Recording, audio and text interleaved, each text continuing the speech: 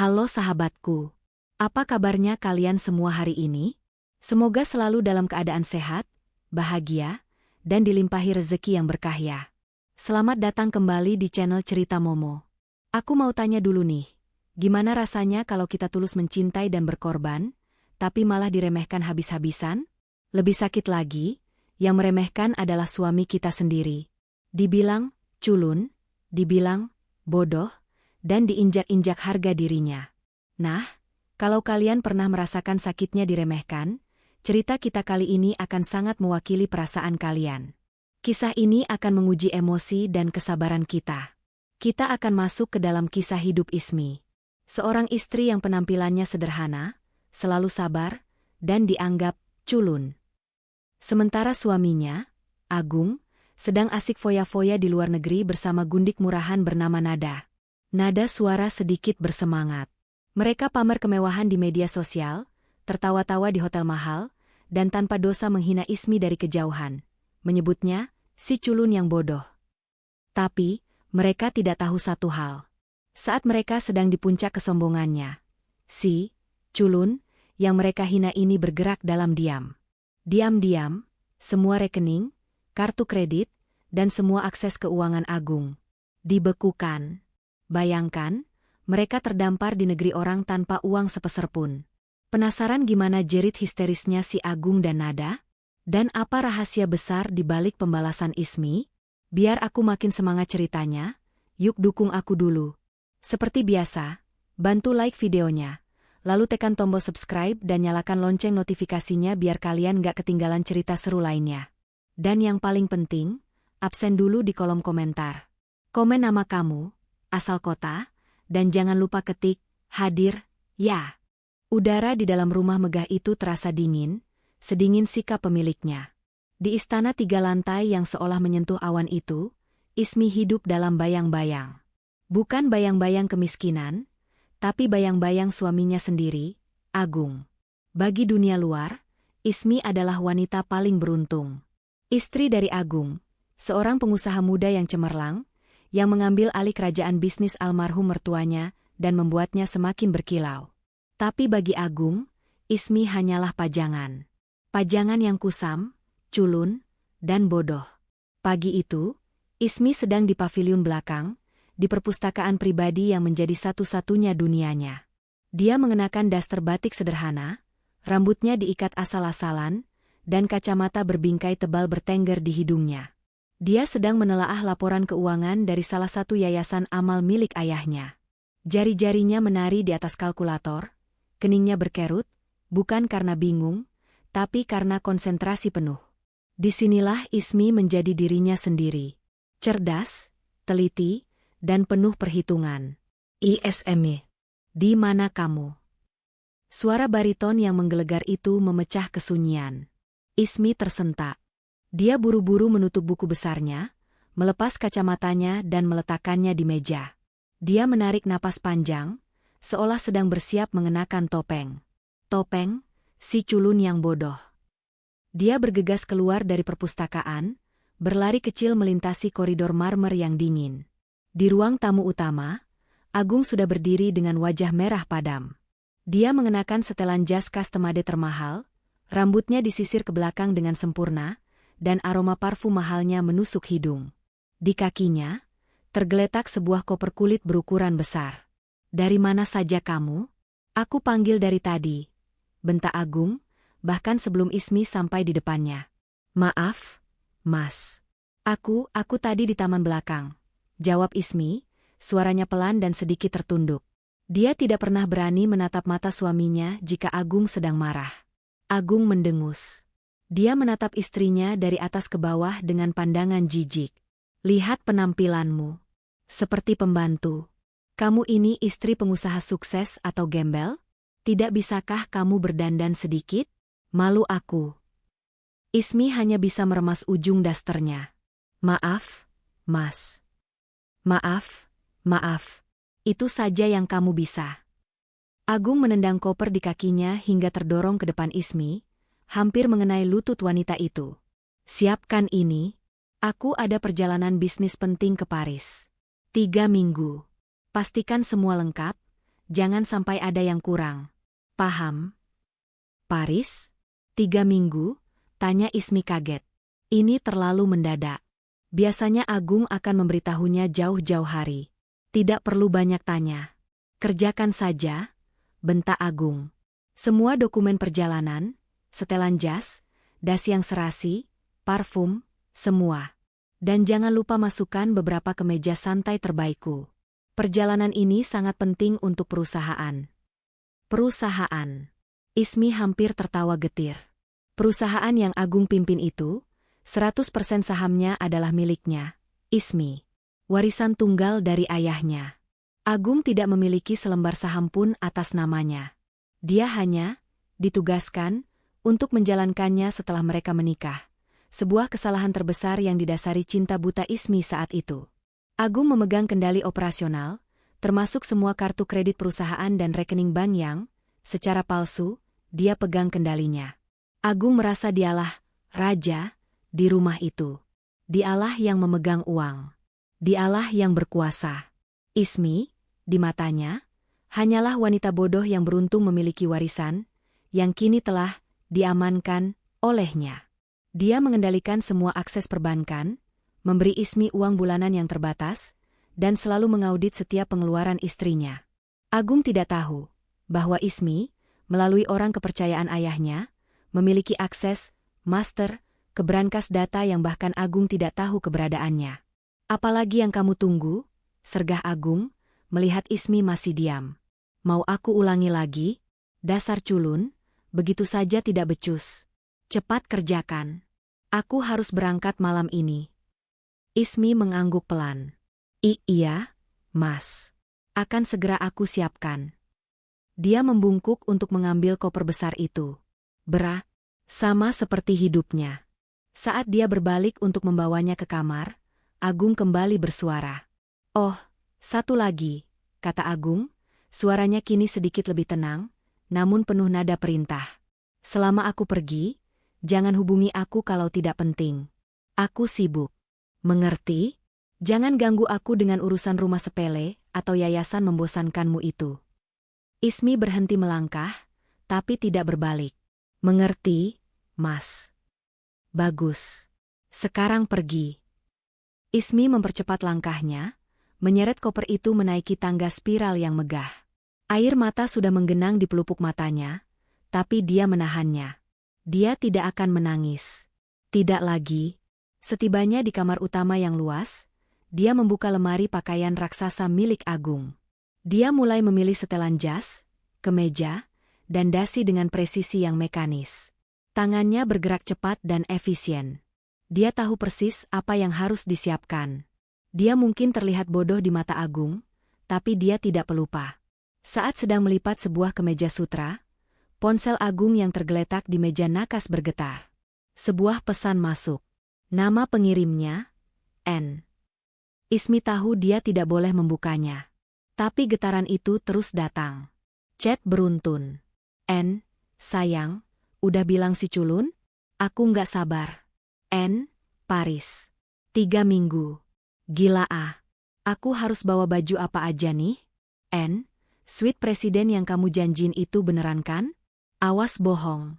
N, aku udah siapin lingerie baru buat kamu. Kamu pasti suka berkedip. Tangan Ismi gemetar. Dadanya terasa sesak seolah diremas. Jadi, perjalanan bisnis penting, itu adalah liburan mewah dengan selingkuhannya. Nada. Sekretaris baru Agung yang seksi, yang selalu menatap Ismi dengan pandangan menghina. Ismi meletakkan kemeja itu. Dia menatap layar ponsel itu lama. Rasa sakit yang tajam menusuk hatinya, namun dengan cepat berganti menjadi sesuatu yang lain. Sesuatu yang dingin dan keras. Dia tidak menangis. Dia tidak membanting ponsel itu. Dia hanya menarik napas panjang. Dia kembali ke lemari, melanjutkan pekerjaannya. Dia melipat setiap pakaian dengan rapi. Dia menyusun sepatu kulit Agung dengan hati-hati. Dia memastikan semua parfum dan perlengkapan mandi terbaik suaminya masuk ke dalam koper. Dia bahkan menambahkan 2 kemeja santai berbahan linen termahal, persis seperti yang diminta Agung. Setelah selesai, dia menutup koper itu. Klik. Dia berjalan ke kamar mandi pribadinya, mencuci wajahnya. Dia menatap pantulan dirinya di cermin. Wanita dengan mata sembab, daster kusam, dan ekspresi kalah. Dasar culun yang bodoh, bisiknya, mengulangi hinaan suaminya. Dia kemudian tersenyum. Senyum yang sangat tipis, yang sama sekali tidak mencapai matanya yang kini terlihat sangat tajam di balik kacamatanya. Kita lihat, katanya pelan pada pantulan dirinya. Siapa yang sebenarnya bodoh? Dia keluar dari kamar, meninggalkan koper yang sudah rapi itu di depan pintu kamar Agung. Dia kembali ke perpustakaannya. Tapi kali ini, dia tidak membuka buku laporan yayasan. Dia membuka brankas rahasia di balik rak buku ayahnya. Di dalamnya, selain tumpukan dokumen aset asli, ada sebuah laptop satelit. Dia membukanya. Dia mengetikkan serangkaian kode yang rumit. Layar menyala, menampilkan portal perbankan pribadi yang hanya bisa diakses olehnya. Dia menatap deretan angka 0 yang panjang di rekening induk warisan ayahnya. Lalu dia membuka portal lain. Portal yang menunjukkan semua rekening yang dipegang Agung. Rekening perusahaan, rekening pribadi, kartu kredit unlimited. Semuanya atas nama Agung, tapi menggunakan dana dari rekening induk miliknya. Dia mengetikkan sesuatu. Lalu dia berhenti. Belum, gumamnya. Bersenang-senanglah dulu di Paris, Mas. Bersenang-senanglah sepuasmu. Semakin tinggi kamu terbang. Dia menutup laptop itu. Semakin keras aku akan menjatuhkanmu. Paris. Kota itu berkilauan seperti permata di bawah langit sore yang jernih. Dari jendela suite kepresidenan di Hotel de Crillon, Menara Eiffel berdiri megah, bermandikan cahaya keemasan. Ruangan itu sendiri adalah definisi kemewahan. Karpet beludru tebal, perabot bergaya Louis XV, dan sebotol sampanye mahal terdingin di dalam ember perak. Tapi kemewahan sejati, bagi Nada, tersebar di atas tempat tidur berukuran king size. Kotak-kotak oranye, hitam, dan putih. Hermes, Chanel, Dior. Puluhan tas belanjaan ditata seperti piala kemenangan. Nada, hanya mengenakan gaun tidur sutra tipis berwarna merah menyala, sedang memegang ponselnya tinggi-tinggi. Dia sedang melakukan siaran langsung di media sosial. Bibirnya yang dipoles glossy merah cemberut ke arah kamera, sementara tangannya yang lain membelai tas Birkin baru yang masih terbungkus plastik. Hai, guys. OMG, Paris gila banget. Suaranya dibuat manja dan mendesah. Lihat dong, aku baru shopping sedikit aja hari ini. Nggak banyak sih, katanya, sambil menyorotkan kamera ke tumpukan tas belanjaan yang nilainya bisa membeli sebuah rumah. Ini semua dibeliin. Tahu nggak? Sama siapa lagi kalau bukan sama suamiku tercinta. Agung, yang baru keluar dari kamar mandi marmer, hanya mengenakan jubah mandi hotel yang tebal, tertawa bangga. Dia berjalan mendekat, sebatang cerutu Kuba terselip di jemarinya. Dia merasa seperti raja dunia. Inilah hidup. Kekuasaan, kemewahan, dan wanita cantik yang memujanya. Bukan seperti di rumah, di mana dia harus melihat wajah kusam Ismi yang menyedihkan. Nada mengarahkan kamera ke Agung. Tuh, lihat. Rajaku lagi santai. Say hi, baby. Agung tersenyum miring ke kamera, merasa di atas angin. Nikmati pertunjukannya, katanya singkat, penuh arogansi. Nada tertawa melengking. Dia kembali menyorot wajahnya sendiri. Aduh, guys, aku tuh bersyukur banget punya pasangan yang tahu cara manjain wanita. Yang tahu harga diri. Nggak cuma ngasih kemewahan, tapi juga hot, kan? Dia terkikik, membaca komentar-komentar yang masuk. Ada yang nanya, istrinya di rumah nggak marah? Hahaha. Nada tertawa begitu keras, hingga dia harus memegang perutnya. Ya ampun, kalian ini ada-ada aja. Istri di rumah? Maksud kalian, si culun, itu? Nada sengaja menggunakan nama panggilan yang sering Agung gunakan. Dia sih, urusannya dapur aja. Mana ngerti barang-barang begini? Dia tuh, stay culun di dapur. Nggak level. Agung tertawa terbahak-bahak mendengar itu. Dia menuang sampanye ke 2 gelas. Dia merasa begitu berkuasa.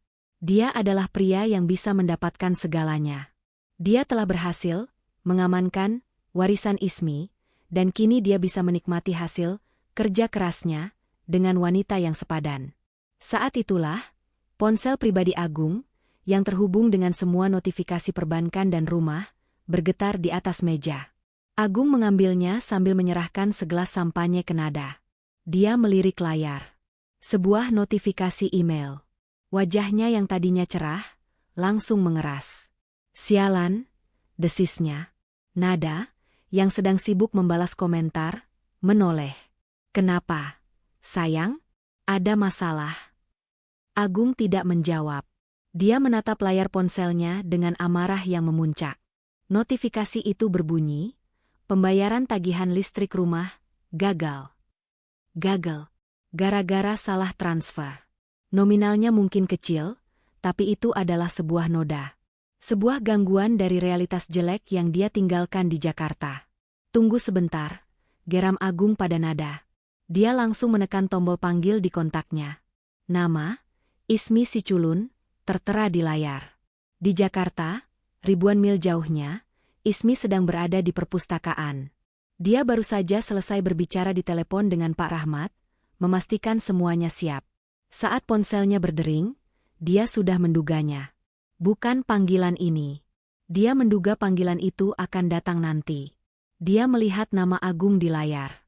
Dia membiarkannya berdering 3 kali, sebelum mengangkatnya dengan suara yang sengaja dibuat pelan dan sedikit takut. Halo, Mas. Halo? Halo? Kamu di rumah itu kerjanya apa saja? Hah? Suara Agung meledak begitu keras dari telepon, membuat Ismi harus menjauhkan ponsel itu sedikit dari telinganya. Mas, ada apa ini? Tanya Ismi, memainkan perannya dengan sempurna. Kamu tanya ada apa? Teriak Agung. Dia mondar-mandir di kamar hotel, tidak peduli Nada masih merekamnya secara diam-diam dari sudut lain. Transfer tagihan listrik saja tidak becus. Gagal bayar? Kamu mau bikin aku malu? Hah?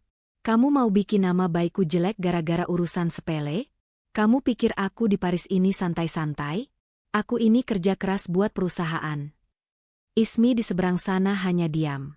Dia mendengarkan setiap makian itu. Aku sudah bilang, urusan rumah tangga itu bagianmu. Kalau itu saja kamu tidak bisa urus. Kamu ini gunanya apa? Bisanya cuma menghabiskan uang. Itu pun uangku. Ismi mencengkeram erat pena di tangannya. Uangku. Dia mendengus nyaris tak terdengar. Kamu mau bikin aku repot di Paris? Mau bikin aku kelihatan jelek di depan relasi? Jawab. Maaf, Mas. Aku mungkin salah memasukkan nomor. Salah. Itu saja alasanmu, potong Agung. Aku sudah muak dengan kebodohanmu. Aku muak dengan tampang culunmu itu. Dasar culun yang bodoh. Kerjamu apa saja, hah? Itu adalah kalimat puncaknya. Kalimat yang selalu berhasil membuat Ismi menangis. Tapi kali ini, tidak ada air mata. Di Paris, Nada yang mendengar makian itu dari seberang ruangan, tidak bisa menahan diri. Dia mematikan siaran langsungnya dan tertawa terbahak-bahak. Tawa yang kencang, mengejek, dan penuh kemenangan. Tawa itu terdengar samar-samar melalui telepon. Ismi mendengarnya. Dia mendengar tawa wanita itu di latar belakang. Dia mendengar suaminya membentaknya, menghinanya karena kesalahan kecil, sementara dia sedang berfoya-foya dengan uangnya, dengan wanita lain. Sudah, Mas? Tanya Ismi, suaranya kini terdengar aneh. Datar. Agung tertegun sejenak. Biasanya Ismi akan menangis dan memohon maaf. Apa katamu? Teleponnya aku tutup. Sepertinya masih sibuk, kata Ismi. Hei, beraninya Ka? Klik. Ismi mematikan panggilan itu. Dia menatap ponsel di tangannya. Tawa Nada masih terngiang di telinganya. Dasar culun yang bodoh. Dia meletakkan ponsel itu di meja. Tangannya tidak lagi gemetar. Yang ada hanya baja dingin. Cukup sudah. Dia kembali mengangkat telepon lain, telepon satelit yang ada di ruang kerjanya. Dia menekan nomor yang sudah dia hafal di luar kepala. Paman Rahmat, katanya. Suaranya tenang dan mematikan. Dia sudah menelepon. Dia sudah menghina saya. Dia sedang bersama wanita itu. Ada jeda sejenak di seberang sana. Laksanakan sekarang. Di Paris, Agung menatap ponselnya dengan tidak percaya. Sialan, beraninya dia menutup teleponku. Nada berjalan mendekat, melingkarkan lengannya di leher Agung. Sudahlah, sayang. Jangan marah-marah. Si culun itu memang bikin emosi. Lupakan dia. Sekarang, waktunya kita bersenang-senang. Bukankah kamu janji mau membelikanku perhiasan malam ini? Agung menatap wajah Nada yang cantik. Dia menghela napas, amarahnya mereda, digantikan oleh arogansi. Kamu benar. Dia tidak pantas merusak malam kita. Dia melempar ponselnya ke tempat tidur. Dia hanya wanita bodoh. Biarkan saja. Ayo, kita buat malam ini tak terlupakan. Dia tidak tahu, di seberang dunia, Ismi baru saja menekan tombol yang akan mengubah malam tak terlupakan itu menjadi mimpi buruk terpanjang dalam hidupnya. Telepon itu sudah ditutup. Hening. Di perpustakaan pribadi yang luas dan megah itu, keheningan terasa begitu pekat, seolah menyerap semua suara. Tawa mengejek Nada yang terdengar dari seberang samudra tadi masih terngiang, tapi tawa itu tidak lagi menyakiti Ismi. Tawa itu adalah pelatuk. Tawa itu adalah sinyal. Ismi tidak menangis. Wajahnya yang tertunduk kini terangkat. Dia melepaskan kacamata tebalnya, meletakkannya perlahan di atas meja kayu jati yang kokoh. Tanpa kacamata itu, matanya yang selama ini selalu terlihat sayu dan penurut, kini memancarkan kilatan yang tajam dan dingin. Topeng, si culun yang bodoh, telah retak dan hancur berkeping-keping. Wanita yang kini duduk di kursi itu adalah Ismi Handoko, putri tunggal almarhum Tuan Handoko, sang taipan yang membangun kerajaan bisnis ini dari nol. Dia menatap foto besar ayahnya yang tergantung di dinding perpustakaan. Ayahnya yang tersenyum bijak. Ayah, bisiknya pelan, maafkan Ismi. Ismi terlalu lama membiarkan serigala tidur di ranjang Ismi. Ismi terlalu lama menjadi bodoh karena cinta. Tapi malam ini, Ismi akan mengambil kembali apa yang ayah percayakan. Dia berdiri, berjalan ke rak buku yang paling ujung. Rak buku itu terlihat biasa, berisi ensiklopedia tebal. Tapi Ismi tahu rahasianya. Dia menekan 3 jilid buku dalam urutan tertentu. Terdengar suara klik pelan, dan seluruh rak buku itu bergeser ke samping, memperlihatkan sebuah pintu baja yang kokoh. Di sampingnya ada panel biometrik. Ismi meletakkan telapak tangannya, lalu memindai retinanya. Pintu brankas rahasia itu terbuka tanpa suara. Di dalamnya bukan tumpukan uang atau emas batangan. Isinya jauh lebih berharga dari itu. Di dalamnya ada server pribadi, beberapa laptop satelit, dan deretan map-map dokumen yang tertata rapi. Inilah jantung dari seluruh kekayaan Handoko. Ismi mengambil satu map tebal berwarna merah marun, dan sebuah laptop satelit terenkripsi. Dia kembali ke mejanya, tepat saat pintu perpustakaan diketuk 3 kali dengan pola khusus. Masuk, Paman. Bu Wina. Pintu terbuka. Pak Rahmat, asisten kepercayaan ayahnya, masuk. Dia adalah pria parubaya yang tenang dan setia, penampilannya sederhana namun penuh wibawa. Di belakangnya adalah Bu Wina, pengacara pribadi keluarga Handoko. Seorang wanita karir yang tajam, mengenakan setelan blazer hitam yang kaku, rambutnya disanggul modern, dan tatapan matanya setajam elang. Mereka berdua tidak masuk lewat pintu depan. Mereka memiliki akses pribadi ke pavilion Ismi, sebuah protokol yang disiapkan almarhum Tuan Handoko untuk melindungi putrinya. Nona Ismi, sapa Pak Rahmat, suaranya dalam dan penuh hormat. Kami sudah siaga sejak Nona menelepon tadi. Bu Wina meletakkan tas kerjanya di meja. Semua dokumen sudah saya siapkan sesuai instruksi Nona sebulan yang lalu. Kita hanya tinggal menunggu perintah eksekusi. Ismi membuka map merah marun itu. Di dalamnya ada lembar-lembar sertifikat saham asli. 99% atas nama Ismi Handoko. 1% atas nama yayasan. Tidak selembar pun atas nama Agung. Di bawahnya, ada dokumen yang paling penting, surat kuasa mutlak pengalihan manajemen. Sebuah dokumen yang ditandatangani Agung saat dia diangkat menjadi CEO, yang dengan bodohnya dia tandatangani tanpa membaca detailnya. Dia pikir itu hanya formalitas. Padahal, surat itu adalah bom waktu. Telepon itu sudah datang, kata Ismi, suaranya datar. Dia meneleponku dari Paris. Dia menghinaku, menyebutku culun yang bodoh, sementara gundiknya tertawa di latar belakang. Wajah Pak Rahmat mengeras. Rahangnya menegang karena marah. Bu Wina hanya mengangkat satu alisnya. Bagus. Kita punya alasan, force majeure, atas dasar moral. Itu akan memperkuat posisi kita jika dia mencoba melawan di pengadilan. Ismi membuka laptop satelit. Layar menyala, menampilkan portal perbankan internasional yang tidak bisa dilacak. Paman Rahmat, Ismi beralih ke asistennya. Tim Anda siap? Siap, Nona, jawab Pak Rahmat. Dia mengeluarkan tabletnya sendiri. Tim cybersecurity kita sudah berada di semua firewall bank mitra. Begitu kita mulai, Tuan Agung akan terkunci total dari semua sistem perusahaan. Bu Wina? Saya sudah di jalur aman dengan 3 bank utama di Swiss, Singapura, dan bank kustodian di Jakarta, kata Bu Wina, memasang AirPH nirkabel. Mereka sedang menunggu panggilan saya, atas nama Ultimate Beneficial Owner, yaitu Anda, Nona Ismi. Baik, kata Ismi. Inilah saatnya. Kita mulai. Ismi mengetikkan serangkaian perintah di laptopnya. Dia masuk ke panel admin utama dari rekening induk.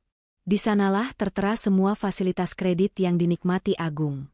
Kartu Black Card Ames Centurion, gumam Ismi. Nomor sekian-sekian atas nama Agung. Limit, unlimited. Dia tersenyum dingin. Status, aktif. Dia menggerakkan kursornya. Perbarui status. Limit, 0 rupiah. Status, dibekukan. Klik. Kartu Visa Infinite Private Banking. Status, dibekukan. Klik. Kartu kredit Mastercard Wealth Elite Perusahaan. Status, dibekukan. Klik. Satu persatu, semua kartu kredit yang Agung banggakan, yang dia gunakan untuk membeli tas-tas Hermes KW untuk Nada, yang dia gesek untuk membayar suite kepresidenan, semuanya mati. Dalam hitungan detik. Bu Wina, sekarang, perintah Ismi. Bu Wina mengangguk. Dia berbicara ke RPC-nya. Ini Wina. Eksekusi kode, mahkota merah. Atas nama klien Ismi Handoko. Bekukan semua rekening giro, rekening koran, dan deposito atas nama Agung. Pindahkan semua saldo ke rekening penampungan yang sudah disiapkan. Ya, seluruhnya. Efektif sekarang. Di sisi lain, Pak Rahmat juga sibuk di tabletnya. Mengunci akses Tuan Agung dari sistem ERP perusahaan. Cek.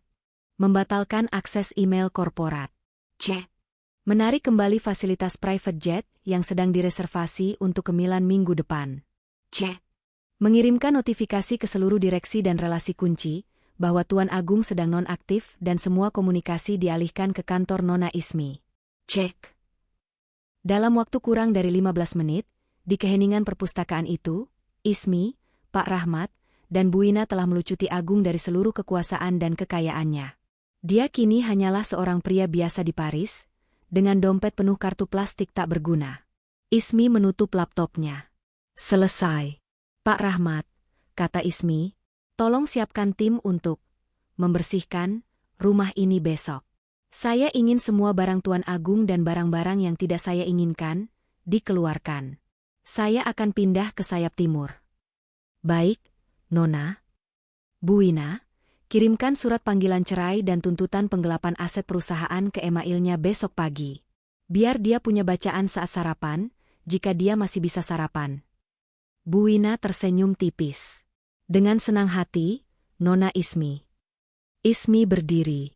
Dia berjalan ke jendela, menatap taman yang gelap di luar.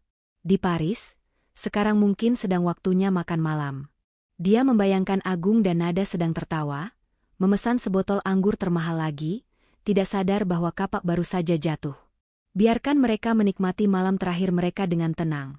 Paman, kata Ismi. Mimpi buruk mereka akan dimulai besok pagi. Restoran Le Jules Verne di Menara Eiffel berkilauan seperti permata di langit malam Paris. Duduk di meja terbaik tepat di depan jendela kaca raksasa, Agung merasa seperti dewa.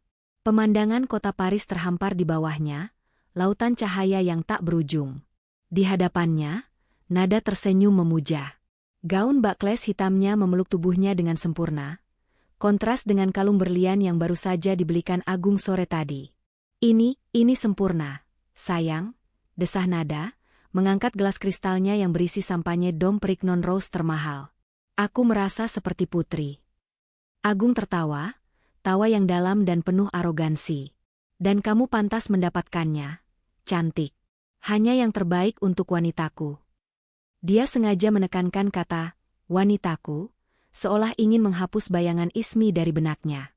Ini baru permulaan. Setelah Paris, kita ke Milan. Aku akan membelikanmu satu runway penuh jika kamu mau. Aduh, kamu ini. Nada terkikik manja, memukul pelan dada Agung. Kalau begini terus, aku bisa lupa caranya jalan di bumi. Makan malam itu adalah sebuah parade kemewahan. Foie gras, kaviar, lobster thermidor, disajikan dengan anggur vintage yang harganya setara dengan gaji tahunan seorang manajer di Jakarta. Agung makan dan minum dengan lahap. Dia menceritakan rencana-rencana besarnya, yang sebenarnya rencana Ismi, seolah itu semua adalah hasil kejeniusannya. Dia menikmati setiap detik pemujaan di mata Nada. Dia merasa tak terkalahkan. Setelah hidangan penutup yang dihiasi serpihan emas, pelayan datang dengan senyum profesional, membawa bil dalam sebuah map kulit yang elegan. Malam yang indah, Tuan Agung, kata Agung pada dirinya sendiri. Dia bahkan tidak melihat angkanya. Untuk apa? Uang bukan masalah baginya. Dia dengan santai mengeluarkan dompetnya. Dari deretan kartu berwarna hitam dan platinum, dia menarik yang paling bergengsi, Black Card Ames Centurion. Kartu, tanpa batas, yang menjadi simbol status tertingginya. Dia menyerahkannya kepada pelayan dengan gerakan angkuh. Tentu, Tuan, kata pelayan itu, dan pergi. Jadi, kata Nada, mencondongkan tubuhnya, suaranya mendesah. Setelah ini, kita kembali ke suite? Aku punya kejutan, lingerie baru yang kamu belikan tadi. Tentu saja, sayang, kata Agung, matanya melahap pemandangan di depannya. Beberapa menit berlalu. Pelayan tadi kembali, namun kali ini senyumnya sedikit kaku. Dia membungkuk sedikit. Mohon maaf, Tuan. Ada apa? Tanya Agung, sedikit terganggu. Sepertinya ada sedikit masalah dengan koneksi mesin kami. Kartu Anda ditolak. Agung mengerutkan kening. Ditolak? Tidak mungkin, katanya, sedikit tertawa. Coba lagi. Gesek lebih keras kalau perlu. Itu kartu unlimited. Pelayan itu terlihat tidak nyaman. Kami sudah mencobanya 3 kali, Tuan. Dengan mesin yang berbeda. Ditolak. Wajah Agung mulai memerah. Tawa kecil beberapa tamu di meja sebelah yang mungkin mendengar percakapan itu terasa seperti tamparan. Ini konyol. Mesin kalian pasti rusak. Restoran semahal ini mesinnya bermasalah, nadanya mulai kesal. Nada, yang tadinya tersenyum, kini terlihat tegang. Agung, ada apa? Jangan bikin malu, deh. Tenang, desak Agung. Dia kembali membuka dompetnya dengan gerakan kasar. Pakai ini. Dia mengeluarkan kartu Visa Infinite Private Banking. Ini kartu pribadi. Limitnya juga tidak terbatas. Cepat. Pelayan itu mengambilnya dan segera pergi. Waktu terasa berjalan lambat. Agung menenggak sisa sampanyenya dalam satu tegukan. Tak sampai 1 menit, pelayan itu kembali. Wajahnya kini pucat. Maaf, Tuan. Yang ini juga ditolak. Apa? Suara Agung naik 1 oktav. Seluruh restoran kini menoleh ke arah mereka. Ditolak? Kartu saya dua-duanya ditolak. Mungkin ada pemblokiran keamanan dari bank Anda. Tuan, karena transaksi di luar negeri, sang pelayan mencoba memberi solusi diplomatis. Agung meradang. Saya sudah di Paris 3 hari. Saya sudah shopping gila-gilaan. Tidak ada masalah. Ini pasti sabotase. Dia mengeluarkan kartu ketiga, Mastercard World Elite perusahaan. Ini. Coba yang ini. Ini kartu perusahaan. Tidak mungkin ditolak. Wajah Nada kini pucat pasi. Dia menggigit bibir bawahnya. Ini adalah skenario terburuk. Terlihat miskin di depan umum. Pelayan itu, dengan tangan sedikit gemetar, membawa kartu ketiga itu ke kasir. Agung berdiri, mondar-mandir di samping mejanya. Sialan, pasti si culun itu. Pasti dia lupa bayar iuran atau apalah. Bodoh sekali. Pelayan kembali. Kali ini dia tidak sendirian. Manajer restoran, seorang pria Prancis berperawakan tinggi dengan tuxedo, berjalan bersamanya. "Tuan," kata sang manajer, suaranya tenang namun dingin. "Kartu ketiga Anda juga ditolak. Dan kami baru saja mendapat notifikasi dari terminal kami bahwa ketiga kartu ini telah dibekukan secara permanen oleh pihak bank." Dunia Agung seakan berhenti. Dibekukan? Siapa yang berani? Dia dengan panik merogoh sakunya, mencari ponsel. Dia harus menelepon manajer banknya, memaki-makinya habis-habisan. Dia membuka aplikasi mobile bankingnya. Jantungnya berdebar kencang saat aplikasi itu meminta verifikasi sidik jari. Layar menyala. Menampilkan saldo rekening utamanya. Mata Agung terbelalak. Dia mengucek matanya, mengira dia salah lihat. Dia mengira sampanye telah merusak penglihatannya. Di layar itu, di bawah namanya, tertera angka yang sangat jelas. Saldo tersedia, 0 rupiah. Dia buru-buru beralih ke rekening perusahaan. Saldo, 0 rupiah. Rekening tabungan. Saldo, 0 rupiah. Semua rekeningnya. Semua investasi jangka pendeknya. Semuanya 0. Kosong. Seolah baru saja disapu bersih oleh badai. Tidak. Tidak mungkin. Ini pasti error. Aplikasi ini error. Teriak Agung histeris. Dia mencoba merefresh halamannya. Tapi angka 0 itu tetap menatapnya, mengejeknya. "Agung, ada apa?" Nada akhirnya ikut berdiri, suaranya meninggi. "Bayar saja tunai. Kamu bawa tunai, kan?" Agung menatap Nada dengan pandangan kosong. Dia merogoh semua sakunya. Dia hanya punya beberapa lembar euro, mungkin cukup untuk membayar taksi, tidak lebih. Semua kekayaannya ada di dalam kartu-kartu itu. "Tuan," kata manajer restoran lagi, suaranya kini kehilangan semua kehangatan. "Tagihan Anda sebesar 12.000 euro. Bagaimana Anda akan membayarnya?" Saya. Agung kehabisan kata-kata. Dia mencoba menelepon manajer banknya di Jakarta. Nomor tidak tersambung. Dia mencoba menelepon asistennya. Nomor dialihkan. Dia mencoba menelepon Ismi. Nomor yang Anda tuju sedang tidak aktif. Sialan. Agung menjerit, membanting ponselnya ke meja. Gelas-gelas bergetar. Nada menatap Agung dengan ngeri. "Agung, kamu bercanda, kan? Kamu bilang kamu kaya. Kamu bilang kamu raja. Jangan bilang kamu tidak bisa bayar. Jangan bikin malu aku, Gung." Aku tidak tahu apa yang terjadi," raung Agung. Manajer restoran memberi isyarat. 2 petugas keamanan berbadan tegap muncul di belakangnya. "Tuan, Nona, jika Anda tidak bisa membayar, kami terpaksa menahan Anda dan melaporkan Anda ke Gendarmerie, Kepolisian Prancis, atas tuduhan penipuan." Wajah Nada berubah dari pucat menjadi hijau. "Polisi? Agung, lakukan sesuatu." Agung menatap petugas keamanan, lalu ke manajer, lalu ke Nada yang diambang histeria. Rasa angkuhnya lenyap, digantikan oleh keringat dingin dan rasa takut yang melumpuhkan. Di restoran termewah di Paris, di puncak dunia, dia baru saja jatuh. Dan dia bahkan tidak tahu seberapa dalam dia akan jatuh. Malam di Paris yang seharusnya menjadi puncak romansa, berakhir dengan aib yang tak terperikan. Agung dan Nada tidak diseret ke kantor polisi, tapi mereka diperlakukan tidak lebih baik dari pencuri. Manajer restoran Le Jules Verne, dengan tatapan sedingin es, menahan jam tangan Patek Philippe di pergelangan tangan Agung, arloji seharga 3 miliar rupiah, sebagai jaminan. Mereka diizinkan pergi dengan peringatan keras. Selesaikan pembayaran 12.000 euro itu dalam 12 jam, atau jam tangan itu akan diserahkan ke Gendarmerie bersama dengan laporan penipuan. Perjalanan kembali ke Hotel de Trilon terasa seperti mimpi buruk. Keheningan di dalam taksi menusuk. Nada tidak lagi menangis. Dia hanya duduk mematung, menatap keluar jendela, bibirnya bergetar karena marah dan malu. Agung, di sebelahnya, basah oleh keringat dingin. Arogansinya telah menguap, digantikan oleh kepanikan yang murni. Dia terus-menerus mengusap layar ponselnya, merefresh aplikasi perbankan yang tetap menunjukkan angka 0. Setibanya di suite kepresidenan, kemewahan ruangan itu terasa seperti ejekan. Tumpukan tas belanjaan di atas tempat tidur kini terlihat seperti tumpukan sampah. Ini salahmu.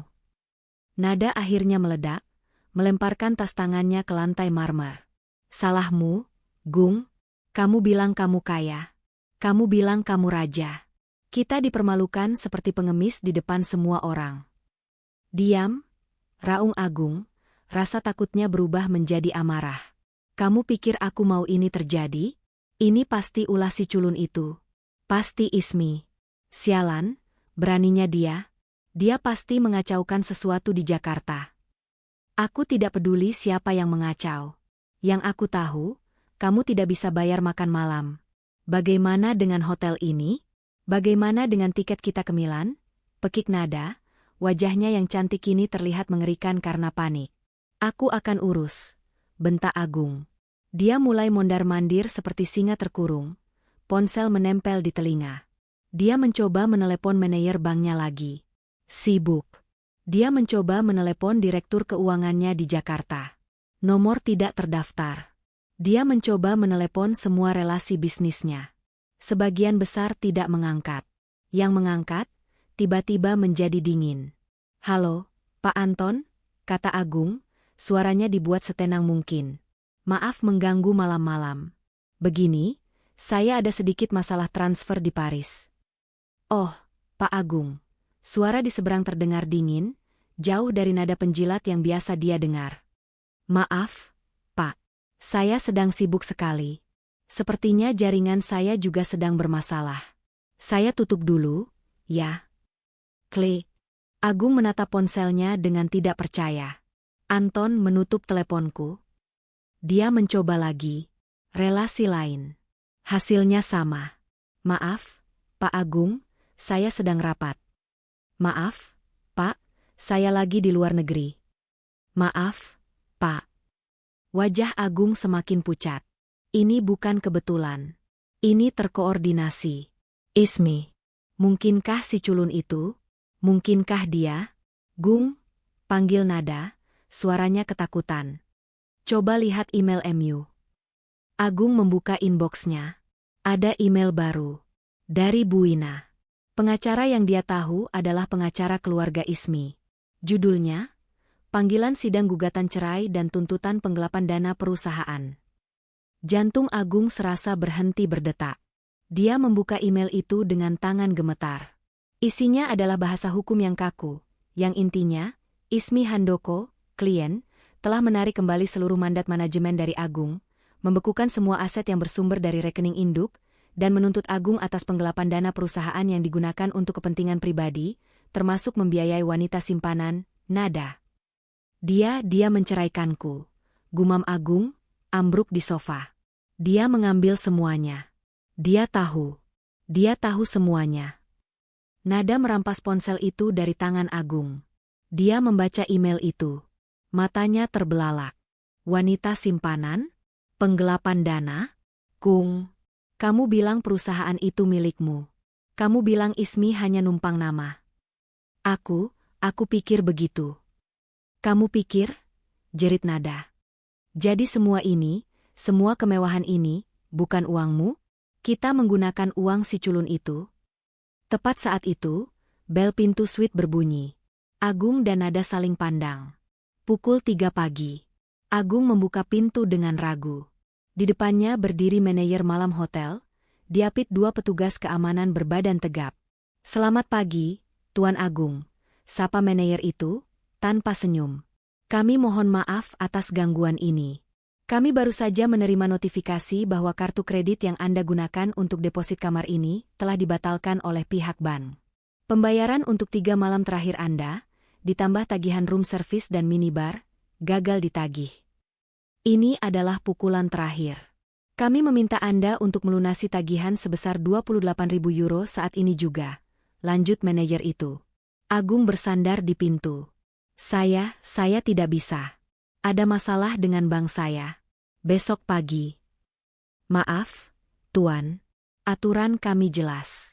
Jika Anda tidak bisa membayar, Anda harus meninggalkan kamar ini. Segera. Tapi ini jam 3 pagi, teriak nada dari dalam. Kalian tidak bisa mengusir kami. Kami bisa, Nona, balas manajer itu. Kalian punya waktu 30 menit untuk mengemasi barang-barang pribadi Anda. Koper-koper Anda yang lain akan kami tahan di gudang sebagai jaminan atas tagihan yang belum terbayar. 30 menit kemudian, Agung dan Nada berdiri di lobi Hotel The Trilon yang megah. Mereka diantar keluar seperti penjahat. Agung hanya membawa dompetnya yang tak berguna. Nada berhasil menyambar beberapa tas belanjaan Hermes dan Chanel yang tergeletak di kamar, berpikir itu adalah satu-satunya aset mereka yang tersisa. Mereka didorong keluar ke jalanan Paris yang dingin. Udara pagi menusuk tulang. Mereka kini benar-benar gelandangan. Aku benci kamu, isak Nada, memukul dada Agung. Kamu pembohong. Kamu menghancurkan hidupku. Lihat ini, kita diusir. Di Paris. Diam, bentak Agung. Ini juga bukan mauku.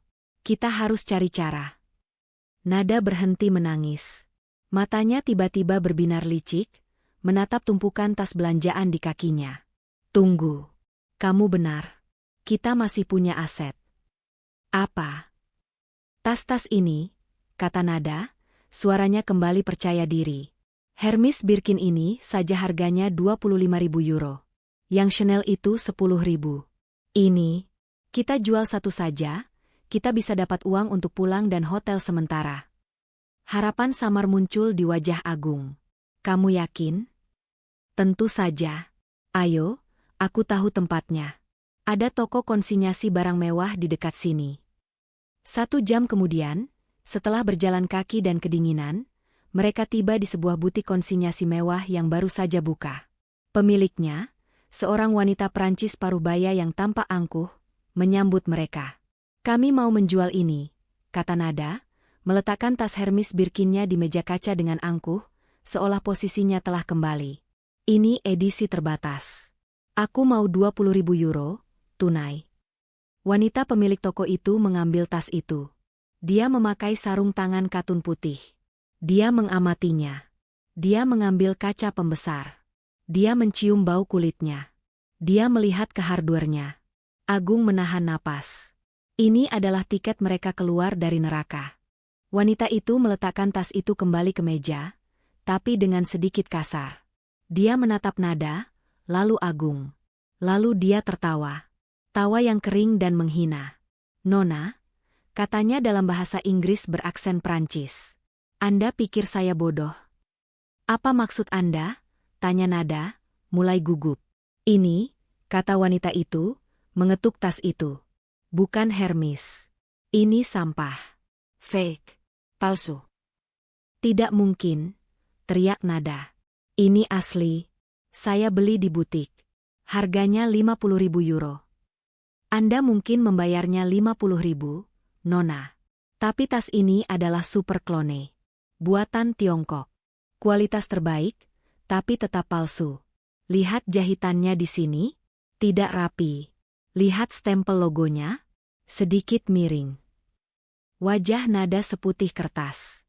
Dia buru-buru membuka tas Chanel. Yang ini pasti asli. Wanita itu meliriknya sekilas. Palsu juga.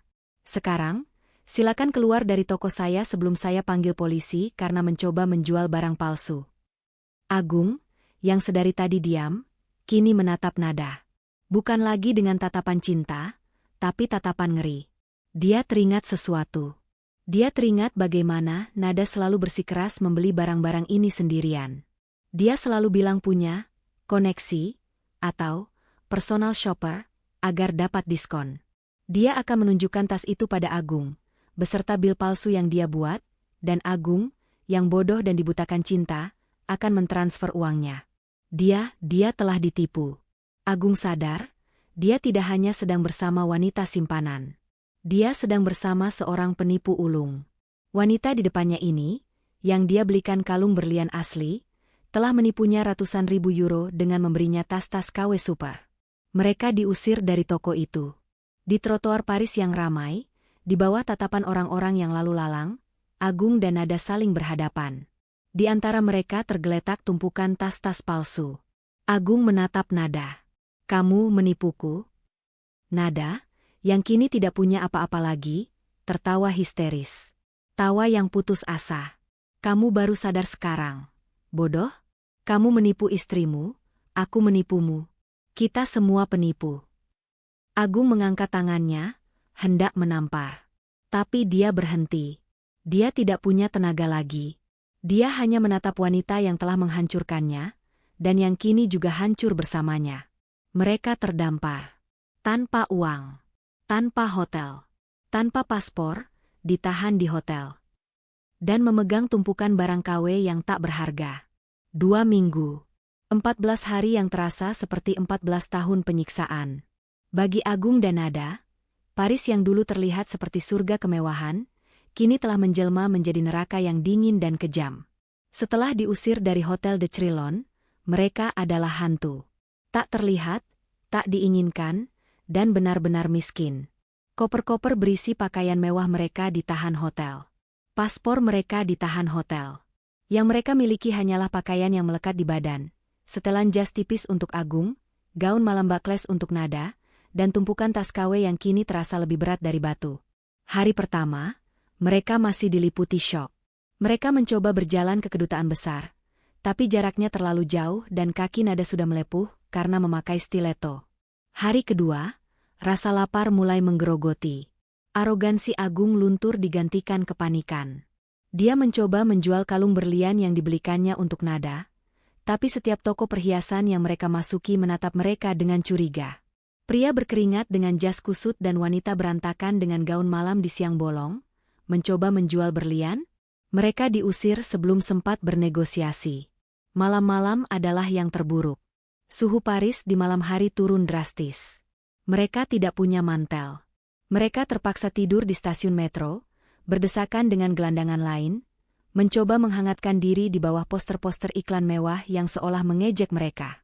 Nada, yang biasanya menghabiskan jutaan untuk skincare, kini wajahnya kotor oleh debu, riasannya luntur, dan rambutnya lepek berminyak. "Ini semua salahmu," desis Nada di malam kelima, tubuhnya gemetar kedinginan di bangku taman dekat stasiun Gare du Nord. "Kamu bilang kamu raja. Kamu pembohong. Aku kedinginan. Aku lapar." "Diam kamu," balas Agung, suaranya serak. Dia sendiri kelaparan. Harga dirinya hancur. "Kalau kamu tidak menipuku dengan tas-tas palsu itu, kita mungkin masih punya uang." "Oh, jadi sekarang salahku?" jerit Nada. "Kamu yang meniduri aku. Kamu yang janjiin aku dunia. Kamu yang ternyata cuma numpang hidup dari uang istri culunmu. Kamu itu lebih hina dari aku, Gung. Kurang ajar." Agung mengangkat tangannya, tapi dia terlalu lemas untuk menampar. Mereka bertahan hidup dari sisa-sisa makanan yang mereka temukan di tempat sampah dekat kafe. Agung, sang CEO arogan, kini harus berebut potongan baget sisa dengan tikus. Dia mencoba mengemis, tapi penampilannya yang kacau, jas mahal yang kotor dan robek, membuat orang-orang menjauhinya. Pada hari ke-12, mereka benar-benar putus asa. Nada tidak makan apa-apa selama hampir 2 hari. Matanya liar. Dia melihat sebuah boulangerie, toko roti, di sudut jalan. Aroma roti panggang yang hangat menusuk hidungnya. "Aku tidak tahan lagi," desis Nada. Dia melihat ke pedagang kaki lima di seberang jalan yang sedang sibuk melayani pelanggan. Pedagang itu menjual buah-buahan. "Gung, alihkan perhatiannya," perintah Nada. "Apa?" "Alihkan perhatian pedagang itu. Aku akan mengambil beberapa apel." "Kamu gila? Kita akan ditangkap," bisik Agung ngeri. "Kita sudah seperti mayat hidup. Apa bedanya?" Nada tidak menunggu jawaban. Dia berjalan mengendap-endap ke kios buah itu, sementara si pedagang sedang menimbang anggur untuk pelanggan lain. Tangan Nada yang gemetar cepat-cepat menyambar 2 buah apel merah. "Hei, Foleuse. Pencuri, teriak si pedagang, melihat gerakan itu. Dia menangkap pergelangan tangan Nada dengan kasar. Nada menjerit. Apel-apel itu jatuh menggelinding di trotoar yang kotor. Lepaskan aku. Aku tidak mencuri. Pekik Nada, mencoba menarik tangannya. Agung, melihat itu, berlari mendekat. Lepaskan dia. Jangan sentuh dia. Teriaknya dalam bahasa Indonesia yang percuma. Dia mencoba mendorong pedagang itu. Kekacauan pun terjadi. Pedagang itu berteriak dalam bahasa Prancis, Nada menjerit-jerit, dan Agung, dalam kepanikannya, tersandung tumpukan peti dan jatuh menimpa dagangan buah lainnya. Polisi! Panggil polisi! Teriak pedagang itu. Sialnya, 2 orang gendarme, polisi Prancis, sedang berpatroli tak jauh dari sana. Mendengar keributan, mereka segera berlari ke lokasi. Ada apa ini? Tanya salah satu petugas, suaranya tegas. Dalam 5 menit, semuanya berakhir. Si pedagang menunjuk-nunjuk mereka sebagai pencuri. Agung dan Nada, yang tidak bisa berbahasa Prancis dengan baik, hanya bisa mengoceh panik dalam bahasa Inggris yang terbata-bata. Paspor Anda, kata petugas itu. Agung menelan ludah. Paspor di hotel. Hotel de Trilon. Kami tamu di sana. Petugas polisi itu menatap penampilan mereka. Jas kotor, gaun malam sobek, bau badan yang menyengat. Tamu di Hotel de Trilon? Dia tertawa sarkas. Mereka digelandang ke kantor polisi. Di kantor, masalah mereka menjadi jauh lebih besar. Petugas menelepon Hotel de Trilon. Manajer hotel dengan senang hati menceritakan segalanya. Tagihan 28.000 euro yang belum dibayar, jam tangan Patek Philippe yang disita untuk tagihan restoran 12.000 euro, dan fakta bahwa mereka adalah penipu. Status mereka kini jelas. Warga negara asing, tanpa identitas, paspor ditahan hotel, tanpa tempat tinggal, dan sekarang tertangkap basah mencoba mencuri. Visa turis mereka juga sudah hampir habis. Mereka adalah masalah imigrasi. Polisi Prancis tidak mau repot. Setelah menahan mereka semalaman di sel yang dingin dan bau, keesokan harinya mereka diantar, bukan kembali ke hotel, tapi ke Kedutaan Besar Republik Indonesia di Paris. Di KBRI, aib mereka mencapai puncaknya. Mereka diserahkan seperti paket bermasalah. Seorang staf konsuler muda menatap mereka dengan campuran iba dan kesal. Tuan Agung? Nona Nada? Staf itu membaca laporan dari polisi Prancis. Agung mencoba mengumpulkan sisa-sisa harga dirinya. Saya ini CEO Handoko Group. Ini semua salah paham. Tolong hubungi bank saya. Tolong. Staf itu menghela napas. Dia sudah melihat banyak kasus seperti ini. Orang kaya baru yang kehabisan uang, TKI yang kabur, atau turis nekat. Tuan Agung, menurut laporan ini, Anda tidak punya uang sepeser pun. Paspor Anda ditahan hotel karena utang puluhan ribu euro. Anda ditangkap karena mencuri di pasar. Anda mau saya hubungi siapa? Agung terdiam. Nada hanya bisa menangis tertunduk, menyembunyikan wajah kotornya. Satu-satunya yang bisa kami lakukan, lanjut staf itu, adalah memproses repatriasi paksa untuk kalian berdua. Kami akan mengeluarkan surat perjalanan laksana paspor, SPLP, darurat. Kalian akan dipulangkan bersama rombongan TKI bermasalah lainnya lusa. Repatriasi paksa? Seperti kriminal? Tanya Agung, suaranya bergetar. Kalian adalah kriminal di mata hukum Prancis saat ini, Pak. Seharusnya kalian bersyukur mereka tidak memenjarakan kalian di sini. Kedutaan yang menjamin kalian. Staf itu menyodorkan 2 nampan makanan. Nasi kotak sederhana dengan rendang dan sayur. Agung dan Nada, yang kelaparan, langsung menyantapnya dengan rakus, menggunakan tangan, tanpa peduli lagi pada image. 2 hari kemudian, di Bandara Charles de Gaulle, mereka digiring ke pintu keberangkatan. Mereka tidak lagi memakai jas atau gaun malam. Baju mereka telah dibuang karena terlalu kotor. Mereka kini memakai baju sumbangan dari kedutaan, celana training kebesaran dan kaos oblong lusuh bertuliskan, Wonderful Indonesia, sebuah ironi yang menyakitkan. Mereka naik ke pesawat, di bagian paling belakang, di kursi ekonomi yang sempit, diapit oleh pekerja-pekerja yang juga dideportasi. Saat pesawat lepas landas, Agung menatap keluar jendela, ke cahaya Paris yang menjauh.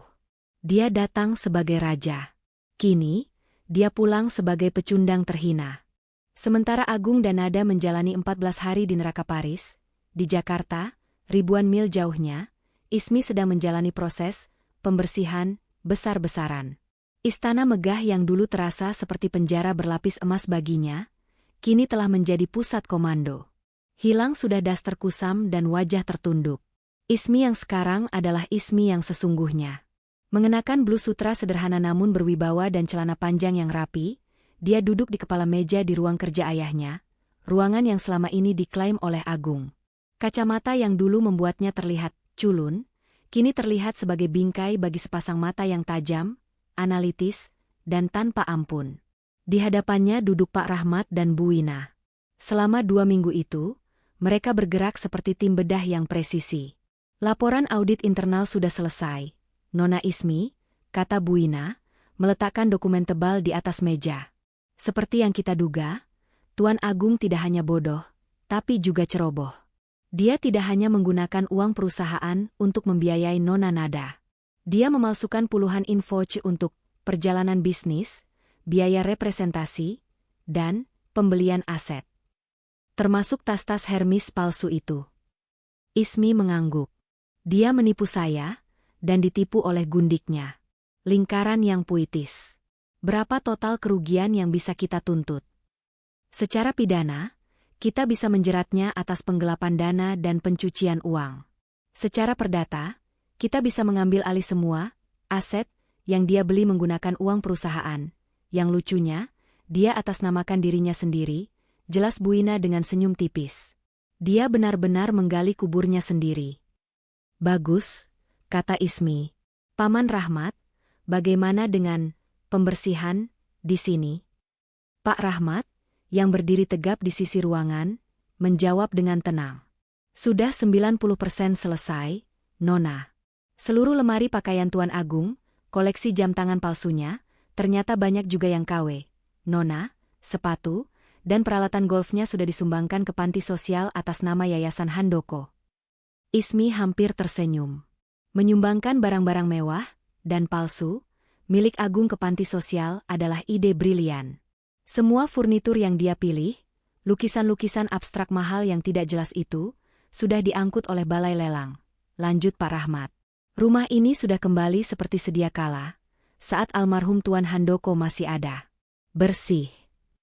Selama 2 minggu itu, Ismi tidak hanya membekukan aset Agung. Dia membersihkan rumah dari jejak pria itu. Truk-truk pengangkut datang silih berganti, mengosongkan garasi dari mobil-mobil sport yang Agung koleksi, mengosongkan lemari dari setelan jas arogan, mengosongkan ruang kerja dari aura kesombongannya. Ismi mengembalikan rumah itu ke setelan pabrik. Dan untuk rumah ini sendiri, Nona, tanya Pak Rahmat. Ismi menatap keluar jendela. Dia tidak lagi menginginkan rumah ini. Terlalu banyak kenangan buruk. Terlalu banyak hinaan yang dia terima di dinding-dinding ini.